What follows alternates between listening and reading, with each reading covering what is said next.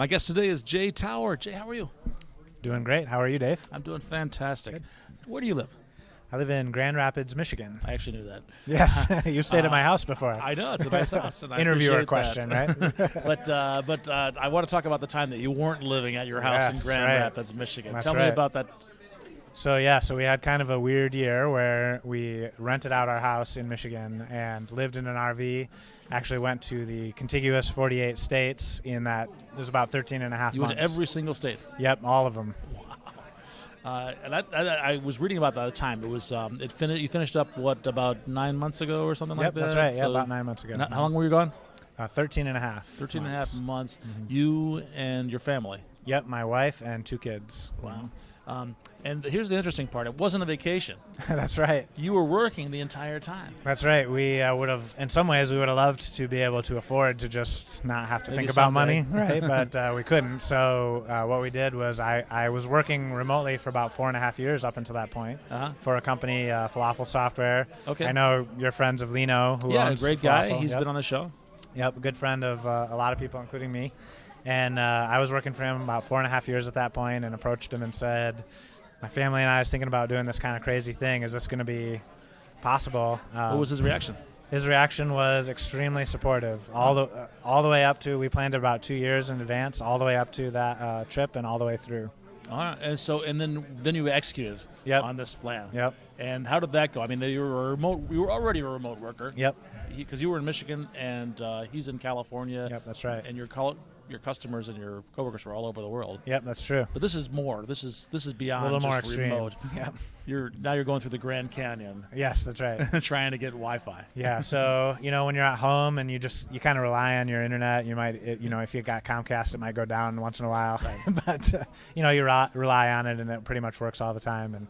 And I had to think a lot more this year about where are we going to be and am I going to be able to get on the internet and all that kind of stuff. And very thankfully, if I had tried to do this trip 10 years ago, we wouldn't have had 3G, 4G, all that stuff to rely on. And that right now covers so much of the country, it's almost a little scary. You can be in the middle of the nowhere with some buffalo, and you're still on 20. So would you have a hotspot? Is that what you're connecting through? Yep, used several different devices to kind of make sure that I didn't. From different telecom companies? I thought about doing that ahead of time, and the Verizon footprint is just so much better than the other companies that I ended up doing 2 different Verizon devices. Oh, why 2? So because one of them was my phone, and my phone goes with me when I leave, and I wanted my wife and kids to be able to still, be on the internet and do homeschooling stuff. Okay. This was a project for your wife as well, homeschooling the kids. That's right. In an RV. That's right. She's not a professional teacher. As my son humorously reminded her one time when he was mad about homeschooling. You're not the teacher of me. That's right. He wanted a professional teacher. But she's a nurse professionally, so she took a year off of her career and put that on hold and just homeschooled our kids for the year. Tell me some of the other challenges of this extreme remote working. Yeah, space is a big challenge. So we lived in an RV for the whole year. How big is this RV? So when you first walk in, it feels really big for an RV, but it ends up being a little less than 400 square feet of living space. Okay. And for 4 people and for a school, 2 kids being schooled and me working remotely and having meetings with customers and stuff, 400 square feet can seem pretty small. Now I know you've got a Chicago apartment that's probably just, twice that size, right? It's not very big. I'm not sure how many square feet it is. But, imagine but it's just me. Yeah, exactly. Imagine sharing that with 4, total 4 Do you have people. doors you could close and get some privacy? Yeah. So we got a kind of an RV that's called a bunkhouse. It has a room in the back that has a bunk beds. That's why they call it a bunkhouse, and that's where the kids were. And they would actually do their schooling mostly in that room. And then we had a room in the middle, which for sound purposes was kind of a buffer room. And then our bedroom was in the front, and I spent most of my time working up there. Okay. And that worked out okay? Yeah, 2 doors closed. Most of the time that was enough of a buffer for sound and stuff. And how old were your kids? When we left, they were 8 and 11. 8 and 11. Yeah. You came back and they were like 25. And yeah, well, as far as life experience goes, maybe, yeah. What was the most crazy thing that happened on your trip?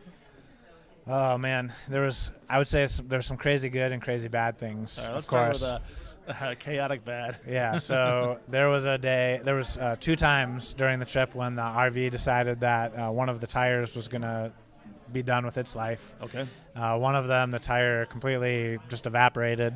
Oh, and were you out in the middle of nowhere, or are you near? we a were big fortunately we were in Texas, in a town where we could get some help, but it still took 4.5 hours along the side of the road.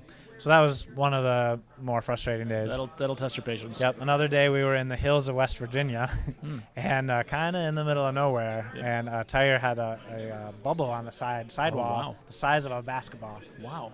I see it on the side of the tire spinning around as I'm driving, and I'm like, oh, that tire is falling apart, right? And I stopped, and I was like, oh my gosh, it's actually still together, but there's just this huge bubble on it. Were you able to limp to some? So we place had to to stop visit? right there, and we actually had someone come, and the RV was like 16,000 pounds, so we weren't going to be able to jack it up. We had a guy come that changed truck tires come and jacked it up for us and changed the tire, and we were back on the road. Oh, that's good. But we had no cell phone service there, so it was kind of an Oh adventure. yeah, I remember that. I was driving back from Washington D.C. to Cincinnati one time. Yeah. There's not a lot of cell phone service in the West Virginia hills there. Crazy good experience. Yeah, chaotic good. What's up? Chaotic good. We accidentally, I swear, were in New Orleans during Mardi Gras. Okay. Not planned at all.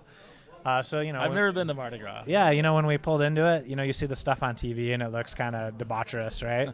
And with two little kids, I'm like, well, we'll probably avoid that, right? But I found out when we got there that it's actually super family friendly. Is it? Except for like a 14-by-2 block area that is the French Quarter, where all the tourists and college students go and be a little crazy, right? So we took the kids. That's where the drinking happens. That's where the extreme drinking and the other stuff that you've seen with the beads and stuff happens, right? Did you get any beads while you were there? So we stood in one spot all day, and 3 parades came by, like 2 or 3 hours long each. They throw stuff. They call them throws from the parade floats. Uh-huh. We left with over 40 pounds. Did you have to work for stuff. them? If you don't know anything? No. Nobody wanted to see that, Dave. So it was a blast, and you couldn't help but leave with a big smile on your face. That is cool. What's the coolest place you went to? All 4 of us loved Glacier National Park as our favorite in Montana. I've never Absolute been. favorite. Put it on your bucket list. It's amazing. There's a glacier there, I take it. Well, there's only like 20 left. And when my parents were kids, there was like 119 or something like that. Wow. So it's in the next 10 years here or so, probably going to be 0. This is a global warming thing? It's a global warming thing, yep. Wow. So if you want to go, I would recommend going soon if you want to see the glaciers. It's okay. Literally, I believe them. It just got added to my list just now. Awesome. Now slide it up. So this was This sounds like you don't regret this trip at all. No, not at all. It was a lot of work, right? It was a lot of work, and it was hard in a lot of ways. Emotionally, being separated from friends and family, and not feeling like we had roots. And there was a lot of parts of it that I wouldn't want to repeat. But if I could travel back in time and give myself advice before the trip, I'd say go for it. It was amazing. Okay. Tell me what you did to prepare for the trip ahead of time. Well, the biggest thing was saving money. Okay. Even though we rented out the house, and that was kind of a net break even. Okay. There's a lot of expenses associated with buying a huge RV and a huge truck to tow it, and obviously we spent about the same that we spent on our mortgage every month on renting spots at RV parks. So. And then, of course, all the experiences. Income too, because your wife was home. Wife wasn't working. Yep. And my income stayed flat, which was great. But there's a lot of expenses associated. Well, I mean, for goodness sake, that first summer, gas was like, over $4 in the summer, and it was awful. Just bad timing as far as and that goes. That truck when we towed, it got about 9 miles per gallon. Oh my gosh. So we would move, 300-400 miles on a weekend and spend just hundreds of dollars on gas. Wow. So there was some saving associated with our planning phase, but probably the hardest part was being away from friends and family. Mm-hmm. Do you still have the RV? No, we sold the RV about maybe 3 or 4 months after we got back. We sold that. Do you think you'll do this again? It's not on the radar right now. I can imagine maybe when we retire, something that looked like this could happen again. But right now, we're loving having roots and being close to friends and family. It's good. It's a good thing to have done. It is. Yeah, that's a good way to say it. Yep, exactly. What advice, if somebody else listening to this is planning on doing this, what advice can you give them? So I heard once on a podcast that's recorded here in Chicago, actually, one of my favorites, the Wait, Don't Tell Me. I don't know if you've heard that one. I watch it, yeah. The host of that podcast, actually, I heard him say once the rule of anecdotal value. And what that rule basically is to him is that if something makes a good story, it's probably a good decision in your life. So that's my advice is if something looks like it could be a challenge and it could be hard, but it'll make a great story, it's probably a good thing to do. Jay, thanks so much. My pleasure. Nice to talk to you, Dave.